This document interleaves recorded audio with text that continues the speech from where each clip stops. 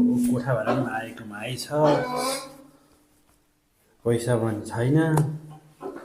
बुवालाई फोन गर्नु पर्यो।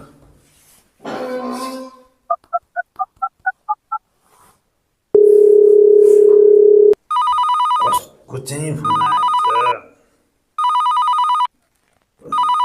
पक्कै नि छोरीको फोन आएछ। पक्कै नि यसले पैसा माग्न फोन गरेको। यसलाई पैसा दिउँला। हेलो हेलो बुवा ढोकारे भाग्यमानी भएछ बाबु, भाग्यमानी भएछ। सन्चै हुनुहुन्छ? अनि आमालाई कस्तो छ? हजुर सबै सन्चै छु, म पनि सन्चै छु। आमा पनि सन्चै छ बाबु। ए यहाँ अलिकति कलेज फीमा तिर्नु थियो, यो कोठा भाडा नतिरेको नि 3 महिना जति भयो, त्यही भएर। मैले त भनेको थिएँ नि पैसाको लागि भनेर। हेलो हेलो हेलो हेलो केही सुन्दैन बाबु। हेलो हेलो सुनिरहेको थिएँ त।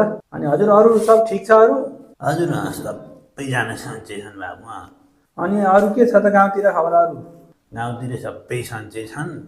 तल्लाहरूको साइलाले छोरो विदेश पठायो, कुन देश भने हो, महिनाकै 1 लाख रुपियाँ कमाउँछ अरे।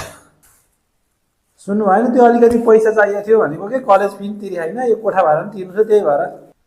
हेलो हेलो खै त नेटवर्क टिप्दैन। अब के भन्न खोजिएको छु कुनी।